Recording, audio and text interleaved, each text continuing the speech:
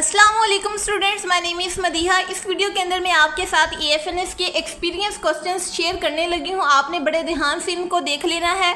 अगर आपका टेस्ट अभी होने वाला है तो हो सकता है कि आपके पेपर के अंदर यही क्वेश्चन रिपीट भी आएँ, क्योंकि एक्सपीरियंस से काफ़ी ज़्यादा आइडिया हो जाता है और काफ़ी क्वेश्चन रिपीट भी होते हैं। सो इसलिए बड़े ध्यान से देखिएगा। हम इसको स्टार्ट करते हैं। पहले मैं आपको वर्बल इंटेलिजेंस के कुछ क्वेश्चन बताऊंगी जो कि ऑलरेडी पेपर के अंदर आ चुके हैं टेस्ट के अंदर।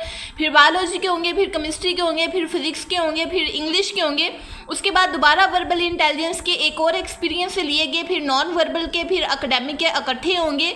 उसके बाद वर्बल इंटेलिजेंस के यानी तकरीबन मैं आपको काफ़ी ज़्यादा MCQs बताऊँगी जो कि ऑलरेडी टेस्ट के अंदर आ चुके हैं, और आपने ये एक्सपीरियंस के क्वेश्चन अच्छे से देख लेने हैं ताकि आपका टेस्ट काफ़ी अच्छा हो जाए।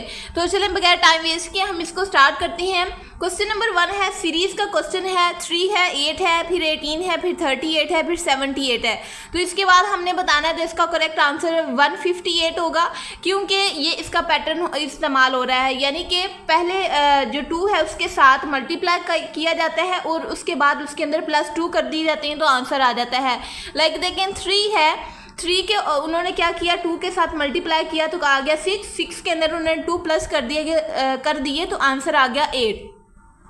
इस तरीके से फिर आपने 8 को भी 2 से पहले मल्टीप्लाई करना है, फिर आपने 2 इसके अंदर प्लस कर देनी है तो आपके पास आंसर आ जाएगा 18। इसी तरह 18 का यही पैटर्न फॉलो करेंगे तो आगे आंसर आता जाएगा। इसके बाद हमारा MCQs नंबर 2 है, 2, 6, 12, 20, 30। इसका करेक्ट आंसर हमारे पास है 42। ये इसका सीक्वेंस है कि +4 +6 +8 +10, देन नेक्स्ट हम क्या करेंगे +12 करेंगे। ये सीक्वेंस चला आ रहा है जिसके अकॉर्डिंग हमारा 42 करेक्ट आंसर बनता है। आगे अल्फ़ाबेट सीरीज़ का क्वेश्चन है AZBYCXDW। सिंपल ये कि ABCD ये एक सीधे सीक्वेंस वाले अल्फ़ाबेट्स हैं और जो आगे वाले सेकंड वाले अल्फ़ाबेट्स हैं Z है, Y है, X है, W है, ये उल्टे सीक्वेंस के साथ हैं तो आगे हमारे पास EV आएगा। ये इसका करेक्ट आंसर है। इसके बाद 4 वाला MCQs है हमारे पास, A man walks 5 kilometre east, then 3 kilometre north, then 5 kilometre west, direction from the starting point. तो ये डायरेक्शन वाला MCQs है और इसका करेक्ट आंसर है आपके पास नॉर्थ। इसके बाद हमारे पास 5 वाला MCQs है, ऑड 1 आउट 64, 81, 100, 121, 143। तो इसके अंदर हमने ऑड 1 आउट बताना है तो इसके अंदर 143 करेक्ट ऑड 1 आउट है, क्योंकि बाकी सारे जो हैं परफेक्ट स्क्वायर बन रहे हैं लेकिन 143 ये स्क्वायर नहीं बन रहा, सो इसलिए ये इसका करेक्ट आंसर है। अब बायोलॉजी के MCQs जो कि टेस्ट के अंदर आज आए हैं वो मैं आपको बताती हूँ ताकि आप इसको याद कर लें। MCQs नंबर है 6, which part of the nephron is mainly responsible for selective reabsorption of glucose and amino acid. ये नेफ्रॉन वाले टॉपिक के अंदर है तो इसका करेक्ट आंसर है प्रोक्सिमल कॉन्वोल्यूटेड ट्यूब्यूल। ये जो है रीअब्जॉर्प्शन का काम करते हैं। इसके बाद 7 वाला MCQs है, which hormone causes ovulation in females. तो जो हार्मोन है उसका नाम LH है, ल्यूटिनाइजिंग हार्मोन। ये फीमेल्स के अंदर ओव्यूलेशन का जो साइकिल चलता है उसको उसके लिए काम करता है। इसके बाद केमिस्ट्री के हमारे पास MCQs हैं जो कि टेस्ट के अंदर आ चुके हैं, आपने इनको अच्छे से याद कर लेना। हो सकता है यही आपके टेस्ट के अंदर भी आ जाए। क्वेश्चन है, if pH changes from 3 to 5 hydrogen ion concentration decreases by. तो इसका करेक्ट आंसर है 100 टाइम्स। इसके बाद 9 वाला MCQs है, oxidation number of sulphur. H2SO4 है, इसके अंदर हमने सल्फर का ऑक्सीडेशन नंबर मालूम करना है तो वो है +6। इसके बाद फिजिक्स की MCQs हैं जो कि टेस्ट के अंदर आए हैं। MCQs नंबर 10 है, a body is projected vertically upward with velocity 20 metre per second, taking G is equal to 10 metre per second square, maximum height is. आपने हाइट मालूम करनी है तो इसका करेक्ट आंसर क्या आएगा 20। अब यहाँ पे आपने सिर्फ 20 आंसर नहीं याद करना, आपने ये फार्मूला भी याद करना है ताकि पेपर के अंदर आपको ये भूले ना। इसके बाद 11 वाला MCQs है हमारे पास, slope of velocity time graph represents. तो इसका करेक्ट आंसर है आपके पास एक्सेलरेशन। ये इसका करेक्ट आंसर है। इसके बाद इंग्लिश के एमसीक्यूज जो कि पेपर के अंदर आए हैं वो ये है, neither of the girls has completed her work. ये करेक्ट सेंटेंस है, यानी कि 4 ऑप्शन दिए हुए थे, उनमें से हमने करेक्ट सेंटेंस ढूंढना था। तो ये वाला जो ऑप्शन है, 4 ऑप्शन तो नहीं बताए हुए। बहरहाल जब भी स्टूडेंट्स आके एक्सपीरियंस शेयर करते हैं तो उनको 4 ऑप्शन नहीं याद होते, उनको करेक्ट आंसर याद होता है। हमने करेक्ट सेंटेंस ढूंढना था, तो उसमें जो करेक्ट सेंटेंस है वो neither of the girls has completed her work, ये इसका करेक्ट था। इसके बाद एंटोनिम था कंसील का। कंसील एक वर्ड है, इसका मतलब होता है छुपाना, और इसका जो एंटोनिम है वो है रिवील, यानी कि जाहिर करना। इसके बाद 14 वाला एमसीक्यूज है, उसके अंदर पैसिव वॉइस पूछा गया है, they will complete the project tomorrow. इसका हमने पैसिव वॉइस बनाना है, पैसिव वॉइस बनेगा the project will be completed tomorrow. इसके बाद स्पेलिंग हमने बताने हैं, अकोमोडेशन का वर्ड है, इसके करेक्ट स्पेलिंग बताने हैं, तो आप यहीं से अकोमोडेशन के करेक्ट स्पेलिंग याद कर लें, ACCOMMODATION। इसके बाद नाज़रीन दोबारा हम देखते हैं वर्बल इंटेलिजेंस के, ये एमसीक्यूज नहीं है, ये बेसिकली टॉपिक्स हैं जिनमें से एमसीक्यूज आए थे। मैं आपको टॉपिक का नाम बताऊंगी और उसके अंदर थोड़ी सी ट्रिक बताऊंगी, रूल बताऊंगी किस तरीके से आपने इन प्रॉब्लम्स को, इन क्वेश्चंस को हल करना है। एज प्रॉब्लम रिलेटेड एमसीक्यूज आए हैं पहले, और उसका रूल ये है कि जो प्रेजेंट एज होगी और नंबर ऑफ ईयर्स होगा वो इज इक्वल टू होगा फ्यूचर एज के। ये आप पढ़ लीजिएगा खुद, ताकि आपने पहले भी इसका कॉन्सेप्ट क्लियर होगा। एज प्रॉब्लम में से एमसीक्यूज आए हैं, अल्फ़ाबेटिकल सीरीज़ में से एमसीक्यूज आए हैं, पॉपुलेशन वाले एमसीक्यूज आए हैं, और एनोलॉजी वाले एमसीक्यूज आए हैं वर्बल इंटेलिजेंस के अंदर। और इसके बाद जो नॉन वर्बल इंटेलिजेंस है उसके अंदर सीरीज़ कंप्लीशन वाले एमसीक्यूज आए हैं, और उसके अलावा मिसिंग पैटर्न वाले एमसीक्यूज आए हैं, ये जिस स्टूडेंट का वो है एक्सपीरियंस उनके अकॉर्डिंग। इसके बाद एकेडमिक के अंदर वो सेंट्रीपिटल फोर्स के बारे में पूछा गया है, तो आपने उसकी डेफिनेशन याद करनी है। सेंट्रीपिटल फोर्स की डेफिनेशन ये लिखी हुई है, यहाँ से आप याद कर लें और इसका फार्मूला भी याद कर लें। इसके बाद एक्सेलरेशन के टॉपिक के अंदर से एमसीक्यूज आए हैं, ये एक्सेलरेशन की डेफिनेशन और उसका फार्मूला है, ये आप इसको याद कर लें। इसके बाद पावर वाले न्यूमेरिकल्स आए हुए हैं, और ये इसका क्या उसे कहते हैं डेफिनेशन है, और ये इसका फार्मूला है, power is equal to W/T। इसकी इलेक्ट्रिकल सर्किट्स यानी ये सारी इक्वेशन आप याद कर लें, उसका यूनिट वाट है वो भी आप याद कर लें, ताकि आपके टेस्ट के अंदर इस तरह का कोई भी एमसीक्यूज आए, जो कि इंशाल्लाह आएगा, तो फिर आप उसको क्लियर कर लें और आप मेरिट पे आने के लिए तैयार हो जाएं। बहरहाल आगे वाला एमसीक्यूज है कि नियॉन ट्रांजिशन स्टेट में से एमसीक्यूज आया हुआ था, ये टॉपिक आपने अच्छे से कर लेना है फिजिक्स का। फिर न्यूक्लियोटाइड वाले टॉपिक में से एमसीक्यूज आया हुआ था, ये आपने याद कर लेना है। सिनोनिम, एंटोनिम्स और टेंसेस में से एमसीक्यूज आए हुए थे, ये आपने याद कर लेने हैं।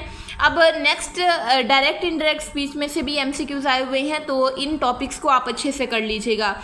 मज़ीद एमसीक्यूज हैं आपके पास वर्बल इंटेलिजेंस के, ये एनोलॉजी का है, cold is to ice as hot is to, तो इसका करेक्ट आंसर है स्टीम।